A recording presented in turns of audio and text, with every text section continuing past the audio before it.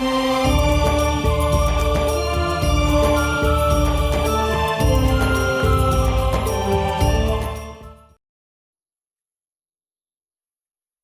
दास ने सत्संग के माध्यम से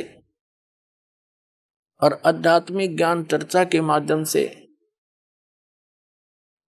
जैसे ये टीवी चैनल वाले उन महापुरुषों का भी इंटरव्यू ले आए, जो जितना ज्ञान था उन्हें बोलना था वो बोल दिया। अब पहले जो शास्त्रार्थ होया करते थे वो तरीका व्यर्थ था, गलत था। उसमें क्या होता था कि सब संस्कृत के ज्ञाता होते थे, ब्राह्मण से ही शास्त्रार्थ करता था। श्रोता अशिक्षित होते थे, वो संस्कृत जानते नहीं। जिसने थोड़ी सी भी धारावाहिक संस्कृत बोल दी और श्रोताओं ने उसकी ताली पीट दी, विजयी हो गया, बस ये कोई बात थी। और फिर शास्त्रार्थ वो करेंगे क्या? दोनों अज्ञानी, एक से दो गणा ज्ञानी था वो सिलेक्ट हो जाता। जैसे मैं ऋषि दानंद के साथ, मैं ऋषि को आ गया, कक्का पता नहीं इसने। अब क्या है कि अब परमात्मा ने सबसे पहले अपने को पहचानवाने के लिए आप जी को, इस परमात्मा ने सबसे पहले यह टेक्निक दी, इलेक्ट्रॉनिक मीडिया जिसको बोलते, और ये इंटरनेट सैटेलाइट बना के और ये सारा कुछ व्यवस्था करके प्रोजेक्टर तक की खोज करवाई। सदग्रंथों को हिंदी में उन्हीं इंजीनियरों से अनुवाद करवाया। अगर ये दास अनुवाद करता, इन सब का करना तो यही था, लेकिन किससे का यकीन नहीं होने दो, ये नकली नौकरी से क्या पता संस्कृत आती है नहीं। और परमात्मा कबीर साहब के साथ भी इन्होंने यही अन्याय किया था, हमारे साथ किया था न्याय। कि वो कहते थे कबीर तो अशिक्षित है, ये जानता नहीं संस्कृत को, ये क्या जाने सत्य ज्ञान को, वेद और ग्रंथों के ज्ञान को। वो तो जानते, उन्हें भाषा की जरूरत नहीं थी। उसने भाषा की तो हमारे लिए जरूरत थी बताने के लिए, कौन सी भाषा में आप समझो, उससे हम बोल दिया करते थे। चीन में गए, चीन वाली बोली, हरियाणा में हरियाणा वाली बोली उन्होंने, और पंजाब में गए पंजाबी बोली, क्योंकि वो पंजाबी में समझ सके। अब संस्कृत में करें जाओ गछामी गछामी, कौन सुनेगा, उसने क्या समझेंगे। एक भाषा विशेष है, थोड़ा ही विद्वान बन जाता है। तो इसी प्रकार उस समय उनकी दाल गल गई कि कबीर जी अशिक्षित हैं, ये क्या जाने सदग्रंथों को। और आज यही दशा होती है, दास इसका हिंदी अनुवाद करके सुनाता, कोई ना माना हो, परमात्मा ने दया करी, उन्हीं से अनुवाद करवा दिया। और कहते हैं चोर चुरावे तुमड़ी गाड्डे पानी में, वो गाड्डे वह ऊपर आवे, न सच्चाई छनी ना। इन्होंने खूब अपने अज्ञान विधान से सदग्रंथों के अर्थ अनर्थ करने चाहे, लेकिन सच्चाई फिर भी ऊपर आई, ये छुपा नहीं सके। तो दास ने फिर ये क्लियर कर दिया, तो अब ये साफ हो गया।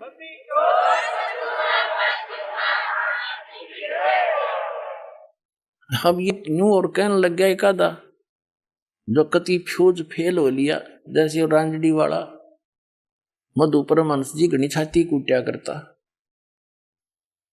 और न्यू क्या करता, मेरे पास जो वस्तु है इस ब्रह्मांड में नहीं है, और सब भक्ति के चोर हैं बाकी के, उसको छोड़ के पाखंडी है।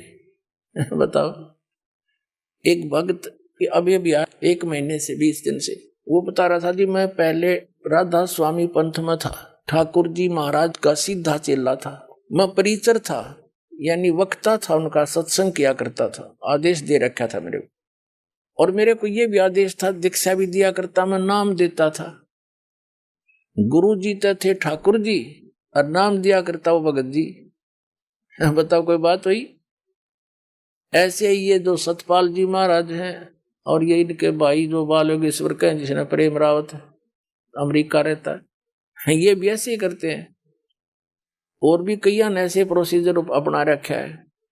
नाम तो देगा एक संत बना रखे न, संत जी, और गुरु जी होगा सतपाल जी और ठाकुर जी। वाह रे शेरो, बता फेरे तले होगी राम सिंह ते, और पति होगा श्याम सिंह। कोई बात हो इनकी। तो पुण्यात्मा ये सारा ही ऊट पटांग हो रहा था, इस दास पर दया करी दाता ने, ठीक है, संघर्ष तो करना पड़ा, जेल तक जाना पड़ा। इन अज्ञानियों ने दुनिया को भ्रमित करके रामपाल गुंडा है, गुंडा है, न्योना बताया 1 नंबर का आदमी है। ये पता लग जाएगा, ये पता लग जाएगा संसार को।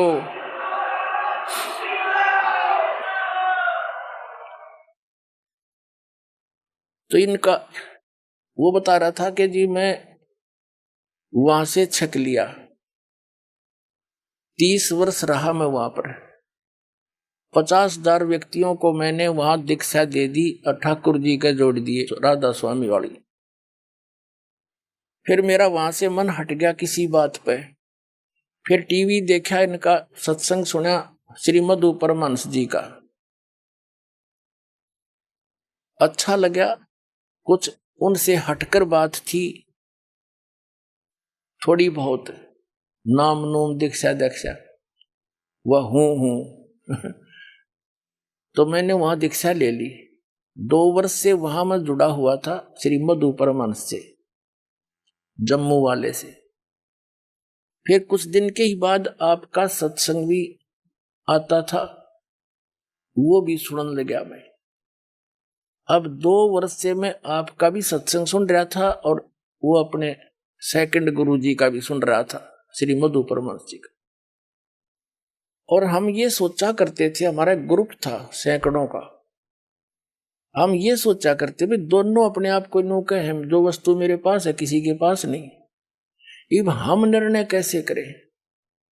या तो जब बात पड़े ये दोनों आमने सामने हो किसी दिन, हम नो सोचा करते।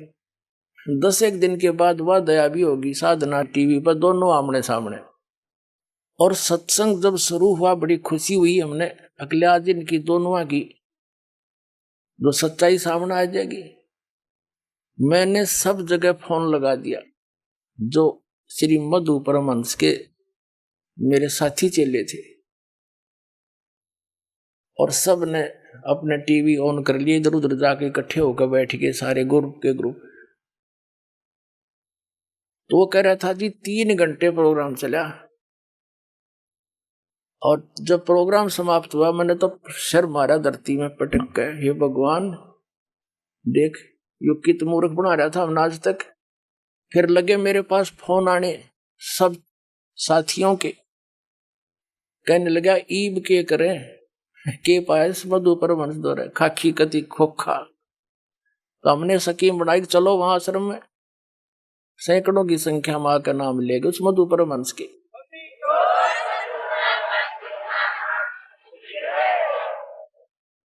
अब वो क्या कहता है कि मैंने आध्यात्मिक ज्ञान चर्चा करी है को नहीं, टीवी पे और सत्संग आता है इसका जी जागरण पे, उस पे एक नीचे हेडिंग लिखने लग रहा है, देख ये संत है, यानी आर को स्वीकार ना करके बकवादों में बढ़ गए। जैसे दो सही पहलवान हो और दोनों कुश्ती करते हैं और एक तो हारे जीते गए, एक ने दूसरे को हरा दिया, तो दोनों गले से मिलते हैं और हाथ मिलाते हैं और खुश होकर अपनी हार स्वीकार करता कि मैं हार गया, यू जीत गया भाई, सरेआम कहते हैं। वो है महान आत्मा, ये महान आत्मा है। सरेआम झूठ बोला नो का आध्यात्मिक ज्ञान तो हमने करिए को नहीं, अरे सामने बोलने लग रहा।